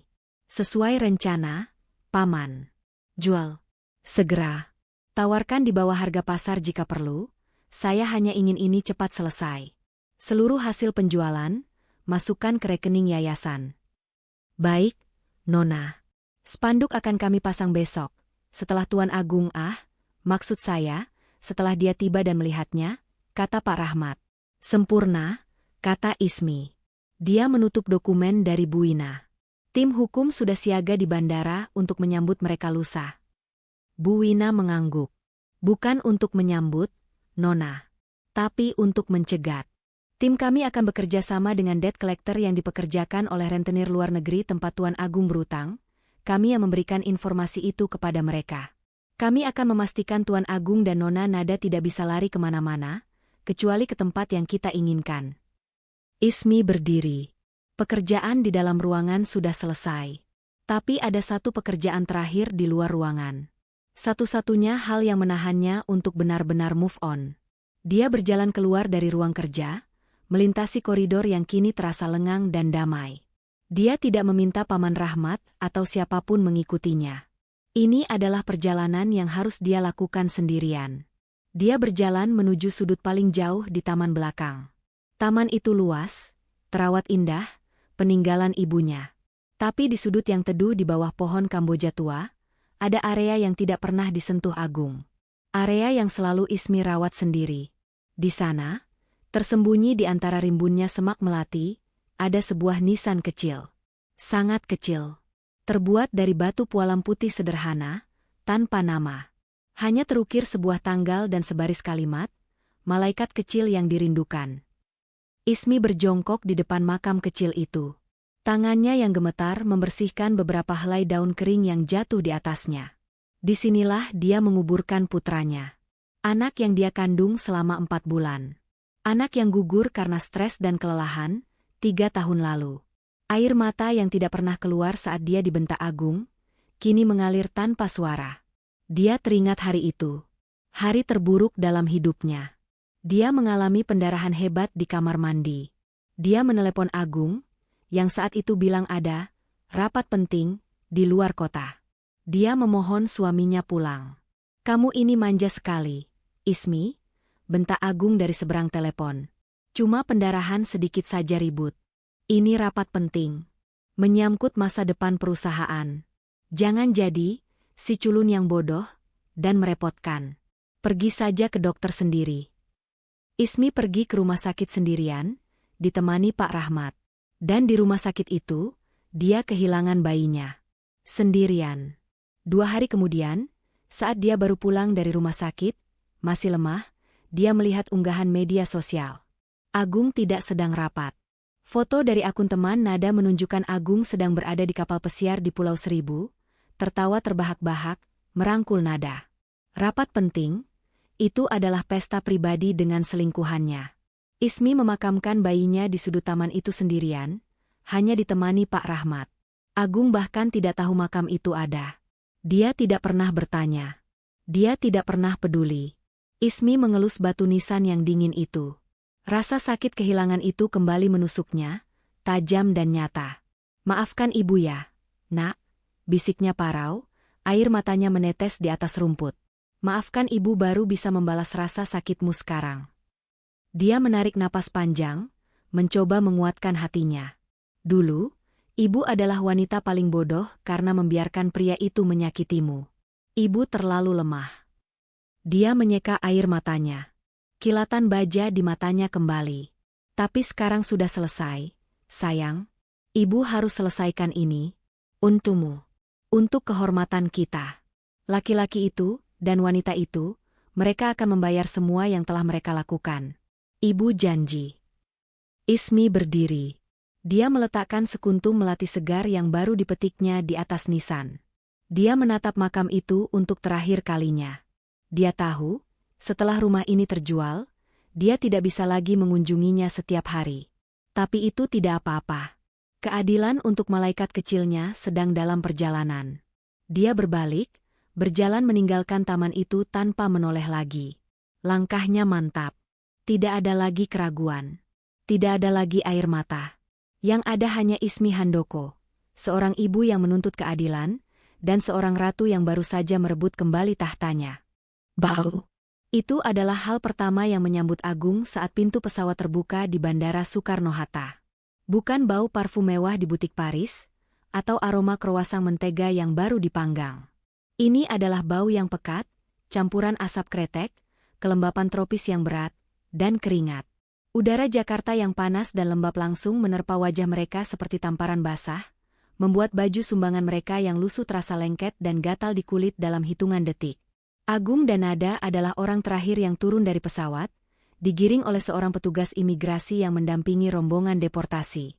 Penumpang lain, turis yang baru pulang liburan, pebisnis, memberi mereka jalan, tatapan mereka bercampur antara kasihan, jijik, dan penasaran. Agung, mantan CEO yang selalu berjalan di atas karpet merah lounge prioritas, kini berjalan tertunduk di lorong bandara, menghindari kontak mata. Dia bau. Dia tahu itu. Setelah 2 minggu di jalanan Paris dan 30 jam perjalanan di kelas ekonomi paling belakang, dia berbau seperti keputusasaan. Di sebelahnya, Nada tidak lebih baik. Rambutnya yang dulu pirang keemasan kini kusam, lepek, dan menunjukkan akar hitamnya. Wajahnya yang pucat tanpa riasan terlihat tirus dan penuh kemarahan. Baju kaos sumbangan, Wonderful Indonesia, itu terlihat konyol di badannya yang kurus. Panas banget, desis Nada, suaranya serak. Ini adalah kata pertama yang dia ucapkan sejak mereka mendarat. Aku benci tempat ini. Bau. Setidaknya ini rumah. Geram Agung. Rumah? Kamu bahkan gak punya rumah. Balas Nada ketus. Mereka digiring melalui jalur khusus di imigrasi, tempat para TKI bermasalah dan deportan diproses. Petugas di sana menatap mereka tanpa ekspresi, mencap surat perjalanan laksana paspor, SPLP, mereka dengan kasar. Selamat datang kembali, kata petugas itu, nadanya datar, tanpa ironi sedikitpun. Setelah proses administrasi yang memalukan selesai, mereka akhirnya dilepas di lobi kedatangan. Bebas. Dan benar-benar sendirian. Mereka tidak punya uang sepeser pun. Ponsel Agung mati total, tidak ada charger yang cocok sejak di Paris. Ponsel Nada sudah dia jual di Paris seharga beberapa euro, untuk membeli sebotol air. Mereka berdiri di tengah keramaian lobi. Orang-orang berlalu lalang, menarik koper, tertawa, berpelukan dengan keluarga penjemput. Agung dan Nada adalah dua pulau kotor di tengah lautan yang bersih. Sekarang apa, Gung? Tanya Nada, nadanya menuntut. Kita mau kemana? Tidur di bandara ini? Agung memejamkan matanya sejenak. Dia mencoba mengaktifkan otaknya. Dia masih punya satu harapan. Satu-satunya harapan. Ismi. Dia tahu Ismi. Si culun itu. Bodoh, penurut, dan lemah. Ya, Ismi mungkin marah. Ismi mungkin telah melakukan sesuatu yang gila seperti membekukan rekeningnya karena cemburu. Tapi di dalam hatinya, Agung yakin, Ismi masih mencintainya. Ismi tidak akan tega melihatnya seperti ini. Kita pulang, kata Agung. Suaranya kembali sedikit tegas. Pulang? Pulang kemana? Ke rumah si culun itu? Kamu yakin dia nggak akan melempar kita dengan parang? Cibir Nada. Dengar? Agung mencengkeram lengan Nada, mencengkeramnya erat. Ikuti saja permainanku. Sampai di rumah, kamu diam. Biar aku yang bicara. Aku akan memohon ampun padanya. Aku akan berlutut. Aku akan bilang aku salah, aku hilaf. Aku akan bilang kamu yang menjebakku. Apa? Pekik Nada. Enak saja. Diam, bentak Agung, matanya menyala. Kamu mau tetap jadi gembel? Atau kamu mau kembali makan enak dan tidur di kasur empuk? Aku akan urus Ismi. Dia itu bodoh. Dia akan luluh. Begitu aku mendapatkan akses ke rekeningku lagi, aku akan memberimu bagian dan kamu bisa pergi. Tapi untuk sekarang, kamu tutup mulut dan ikuti aku. Nada menatap mata Agung yang liar. Dia tidak punya pilihan. Dia mengangguk dengan enggan. Agung melihat ke sekeliling. Dia butuh tumpangan. Dia melihat seorang pria muda sedang memesan ojek online. Dia berjalan mendekat. Mas, maaf, boleh pinjam ponselnya sebentar? Saya perlu pesan ojek online. Ponsel saya mati. Nanti saya bayar tunai di tujuan. Pria itu menatap penampilan Agung dan Nada dengan curiga. Tapi melihat keputusasaan di mata Agung, dia akhirnya mengalah. Pakai ini. Cepat, ya. Menggunakan sisa-sisa ingatan dari akunnya, Agung berhasil memesan taksi online ke alamat rumah mewahnya. Dia memilih opsi, bayar tunai. Tentu saja dia tidak punya uang tunai. Tapi itu urusan nanti. Yang penting, mereka sampai di rumah. Perjalanan dari bandara ke kawasan elit mereka adalah siksaan. Sopir taksi itu jelas tidak nyaman. Dia menyalakan pengharum mobil ke level maksimal, mencoba melawan bau asam keringat dari dua penumpangnya. Nada, begitu merasakan sejuknya AC mobil, langsung bersandar dan menggerutu tanpa henti. Gila, Jakarta tambah panas. Lihat itu debunya. Aku benci negara ini. Harusnya kita di Milan sekarang. AC-nya kurang dingin. Suruh dia kencengin lagi.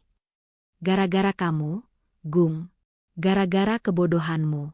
Kenapa juga kamu bergantung sama uang istri? Kenapa kamu nggak punya uangmu sendiri? Pria macam apa kamu ini? Agung hanya diam, menatap keluar jendela. Dia tidak mendengarkan celotehan Nada. Dia terlalu lelah untuk berdebat. Otaknya bekerja keras, menyusun skenario. Dia akan tiba di rumah. Ismi pasti ada di sana, mungkin sedang menangis di kamarnya. Dia akan menggedor pintu. Ismi akan membukanya. Wanita itu akan kaget melihat penampilannya. Dia akan langsung berlutut. Sayang, maafkan aku. Dia berlatih dalam hati. Aku salah. Aku tersesat. Nada wanita itu menjebakku. Dia memberiku obat. Aku tidak sadar. Satu-satunya cintaku hanya kamu, Ismi. Tolong terima aku kembali. Aku hancur tanpamu. Ya, itu bagus. Ismi si culun itu pasti akan luluh. Dia akan menangis, memeluk Agung, dan memaafkannya. Lalu Agung akan mandi air hangat, makan enak, dan besok pagi, dia akan membujuk Ismi untuk membuka blokir rekeningnya. Semuanya akan kembali normal. Adapun Nada, dia akan mengusirnya begitu dia mendapatkan uangnya kembali. Mobil taksi akhirnya melambat, memasuki gerbang perumahan mewah mereka. Satpam di pos jaga menatap mobil itu dengan heran. Dia mengenali wajah Agung, tapi tidak mengenali penampilannya. Satpam itu menekan tombol, dan gerbang terbuka. Agung menarik napas lega. Setidaknya dia masih diakui di sini. Mobil melaju di jalanan yang mulus dan teduh. Di kanan kirinya berdiri istana-istana megah. Dan di ujung jalan sana, rumahnya. Rumah terbesar, termegah. Gara-gara kamu, aku kehilangan semua ini. Desis Nada, menatap rumah-rumah itu dengan iri. Kamu akan mendapatkannya kembali. Percaya padaku, kata Agung, suaranya kini dipenuhi keyakinan palsu. Mobil berhenti tepat di depan gerbang rumahnya yang menjulang tinggi. Totalnya 350.000, Pak, kata sopir taksi. Agung menoleh. Tunggu sebentar, ya. Saya ambil uang di dalam. Gung. Nada memegang lengannya, jangan lama-lama. Aku malu dilihat orang. Agung mengangguk. Dia keluar dari mobil. Dia merasa seperti seorang jenderal yang baru kalah perang, tapi pulang untuk merebut kembali kerajaannya. Dia berjalan menuju gerbang, siap menekan interkom dan memanggil nama Ismi dengan nada paling memelas. Tapi saat itulah dia berhenti. Sesuatu yang aneh. Sesuatu yang salah. Agung keluar dari taksi online itu. Kaki kirinya mendarat di aspal yang masih terasa hangat sisa panas Jakarta, tapi udara malam yang lembab langsung membuat bajunya yang lusuh terasa semakin lengket. Dia masih memainkan perannya. Tunggu sebentar, ya, katanya kepada sopir, suaranya dibuat sebiasa mungkin. Saya ambil uang di dalam. Dia berbalik menghadap gerbang rumahnya. Gerbang besi tempas setinggi 4 meter yang dulu selalu dia pandangi dengan bangga. Tapi malam ini, ada yang salah. Sangat salah. Rumah itu gelap. Bukan gelap biasa. Ini adalah kegelapan yang mati. Lampu taman yang biasanya menyorot pohon-pohon palem impor itu padam. Lampu pilar di gerbang mati. Lampu gantung kristal di lobi utama, yang biasanya terlihat berkilauan dari balik jendela, tidak menyala. Rumah itu terlihat seperti kuburan yang angkuh. Mas, panggil Ismi, suaranya parau. Agung tidak menjawab. Dia berjalan mendekati gerbang, jantungnya mulai berdebar kencang. Ini tidak masuk akal. Ismi, si culun itu, sangat takut gelap. Dia tidak akan pernah membiarkan rumah segelap ini. Bahkan jika dia marah, dia tidak akan. Pak? Suara sopir taksi terdengar dari belakang, mulai tidak sabar. Uangnya. Pak? 350.000. Saya nggak bisa nunggu lama. Sebentar, saya bilang. Bentak Agung, kepanikannya mulai merayap naik. Nada, merasakan ada yang tidak beres, ikut keluar dari mobil.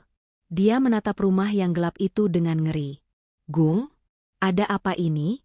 Kenapa gelap semua? Di mana si culun itu? Dia nggak bayar listrik juga? Agung mengabaikannya. Dia menekan tombol interkom di pilar gerbang. Sekali, 2 kali, 3 kali. Tidak ada jawaban. Hanya suara statik pelan yang terdengar dari speaker. ISM. Agung mulai menggedor-gedor gerbang besi itu. ISM. Keluar kamu. Aku tahu kamu di dalam. Jangan bercanda. Buka pintunya. Raungannya menggema di jalanan yang sepi itu. Tidak ada yang menjawab. Gung. Bisik Nada, suaranya bergetar. Dia menunjuk sesuatu di dinding samping gerbang, tepat di bawah lampu pilar yang mati. Ada sesuatu yang besar, putih, dan persegi. Itu apa? Agung menyipitkan matanya, mencoba melihat dalam kegelapan. Dia mengeluarkan ponselnya yang mati, mencoba menggunakannya sebagai cermin untuk memantulkan sedikit cahaya bulan. Sia-sia.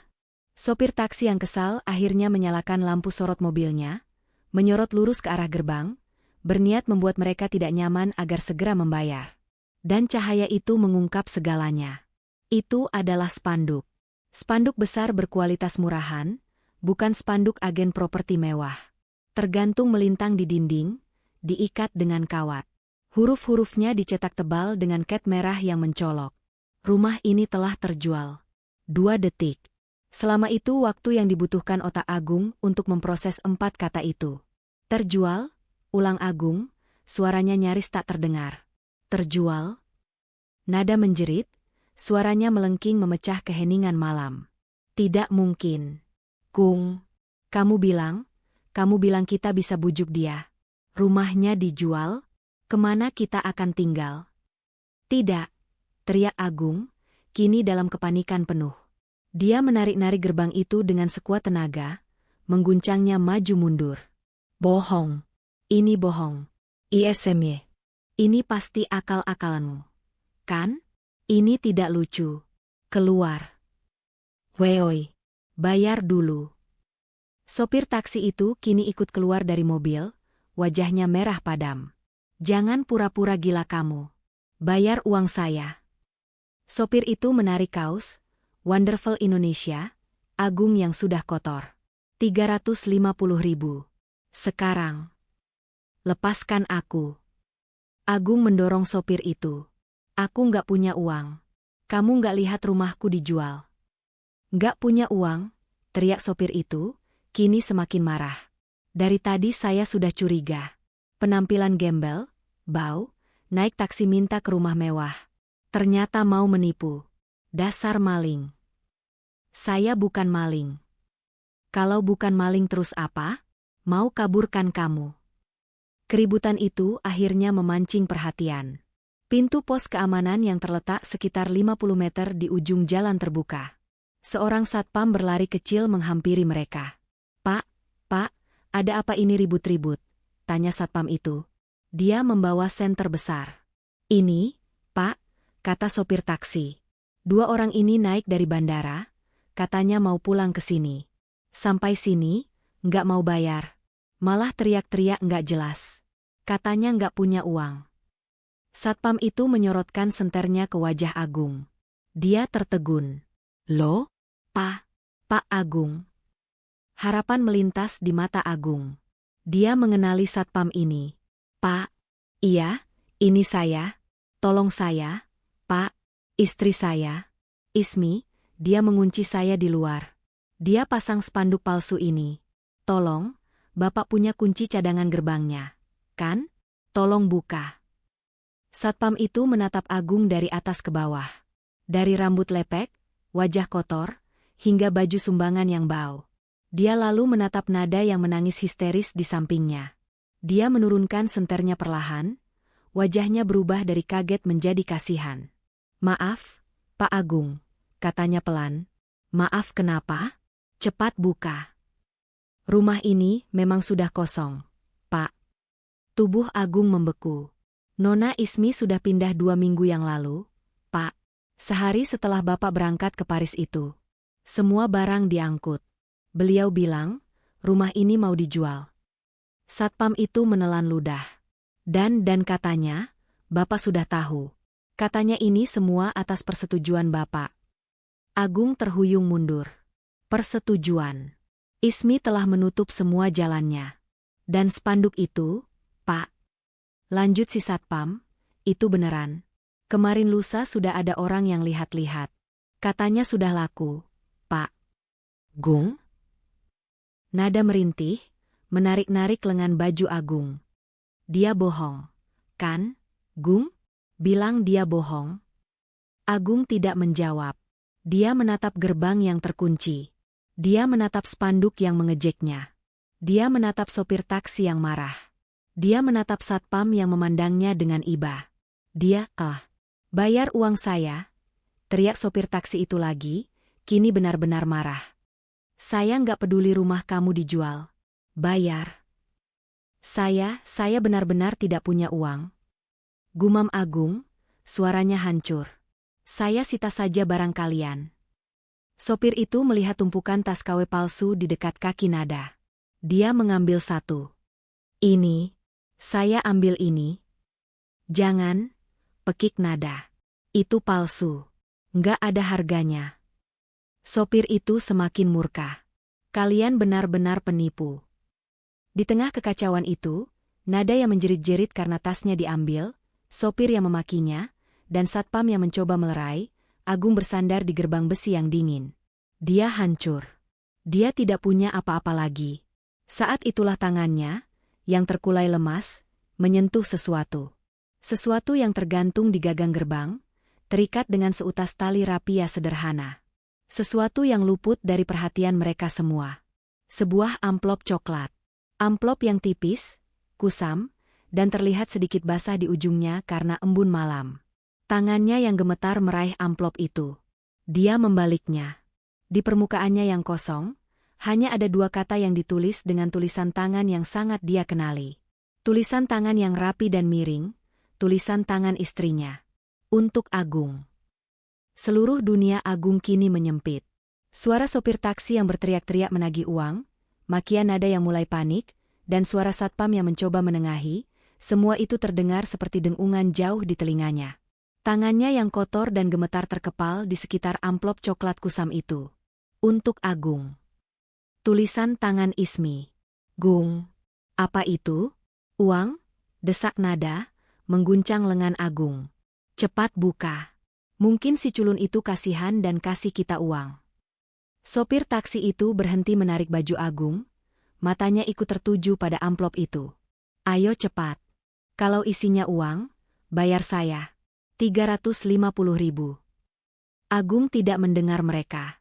Dia, yang beberapa minggu lalu merobek amplop berisi tagihan sampahnya seharga ribuan euro, kini gemetar membuka amplop kertas murahan ini seolah nyawanya bergantung padanya.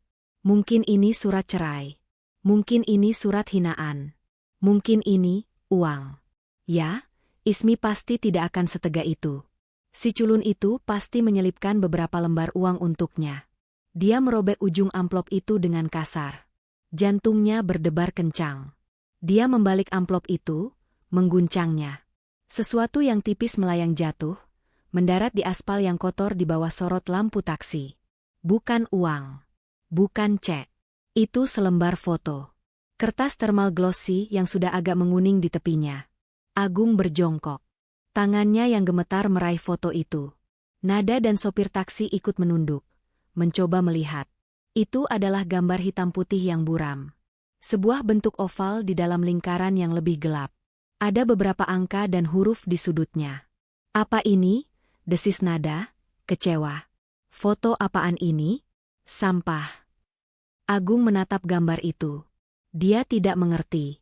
Dia membaliknya. Di bagian belakang yang putih, ada tulisan tangan Ismi. Rapi, miring, dan menusuk. Dia membacanya baris demi baris. Dulu, aku adalah wanita paling bodoh karena kehilangan dia. Agung mengerutkan kening. Kehilangan siapa? Kau bahkan tidak datang saat pemakamannya. Pemakaman? Kapan? Karena sibuk, rapat penting, dengan Nada. Jantung Agung serasa diremas. Sebuah ingatan yang dia paksa lupakan, melintas di benaknya. 3 tahun lalu. Panggilan telepon dari Ismi. Suara Ismi yang menangis di seberang sana, "Mas pendarahan sakit pulang." "Mas?"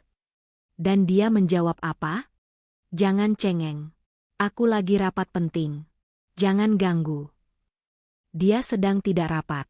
Dia sedang berada di kapal pesiar pribadi, tertawa, minum-minum. Bersama Nada. Pesta, rapat penting. Itu, Gung. Nada menyentuh bahu Agung, melihat ekspresi ngeri di wajahnya. Rapat penting apa? Dia bicara soal apa? Agung tidak menjawab. Dia kembali menatap foto USG di tangannya. Dia menatap gambar janin berusia 4 bulan itu. Anaknya. Anaknya yang keguguran. Sendirian. Sementara dia, tangannya gemetar hebat. Dia melanjutkan membaca. Sekarang, aku adalah wanita paling bodoh jika aku masih menerimamu. Air mata mulai mengaburkan pandangan Agung. Harta yang kubekukan adalah milikku, warisan ayahku. Dan sebagian adalah warisan untuk anak kita yang tidak pernah kau anggap ada. Selamat menikmati hidup barumu. Surat itu selesai. Foto itu terlepas dari jari-jari Agung yang kaku. Anak, gumam Agung. Suaranya pecah. Kita punya anak. Dia menatap Nada, tatapannya kosong. Nada mundur selangkah. Dia melihat foto USG di aspal. Dia melihat kehancuran total di wajah Agung. Ini bukan kehancuran karena kehilangan uang. Ini adalah sesuatu yang lebih dalam. Sesuatu yang tidak dia mengerti dan tidak ingin dia mengerti. Jadi nggak ada uang? Tanya Nada, suaranya kembali dingin. Hanya foto ini?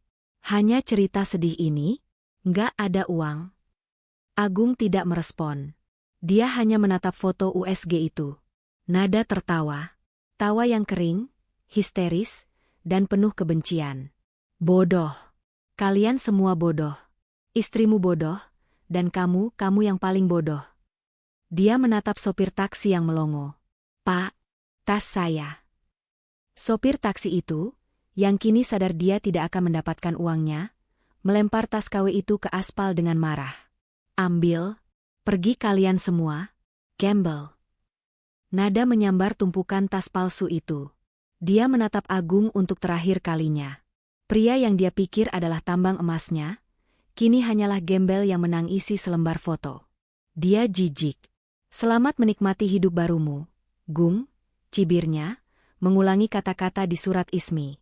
Tanpa menoleh lagi, Nada berbalik. Dia berjalan tertatih-tatih dengan sepatu haknya yang rusak, menyeret tas-tas palsunya, menghilang di kegelapan malam, mencari mangsa baru. Kini tinggal Agung, sopir taksi, dan satpam. Sopir taksi itu menatap Agung yang terduduk di aspal, bahunya berguncang. Dia meludah ke tanah. Dasar orang gila, gerutunya. Dia tidak akan mendapatkan bayarannya. Dia kembali ke mobilnya, membanting pintu, dan melaju pergi dengan decitan ban yang marah. Hening. Satpam itu mendekati Agung perlahan. Pak Agung. Bapak tidak apa-apa. Agung tidak menjawab. Dia berlutut di aspal yang kotor. Dia meraih foto USG itu. Dia membersihkannya dari debu dengan lengan bajunya yang lusuh. Dia menatap gambar kecil itu. Malaikat kecil yang tidak pernah dia anggap ada. Dia telah kehilangan jutaan dolar. Dia telah kehilangan perusahaan. Dia telah kehilangan rumah. Dia telah kehilangan harga diri. Tapi semua itu tidak ada apa-apanya. Malam itu, di depan gerbang istananya yang terkunci, Agung akhirnya menyadari apa yang telah dia buang. Dia bukan hanya kehilangan harta. Dia telah kehilangan satu-satunya keluarga yang tulus mencintainya. Dia telah menghina wanita yang rela memberinya segalanya. Dia telah mengabaikan anaknya sendiri demi wanita penipu. Dia memeluk foto USG itu erat-erat ke dadanya. Tangisnya akhirnya pecah. Bukan tangisan kemarahan. Bukan tangisan malu. Itu adalah tangisan penyesalan yang murni. Tangisan seorang pria yang menyadari bahwa dia adalah si culun yang bodoh, yang sebenarnya. Pesan moral. Seringkali, kita baru menyadari nilai sejati dari sesuatu. Bukan harta, tapi cinta dan keluarga. Tepat di saat kita kehilangannya selamanya karena kesombongan dan kebodohan kita sendiri.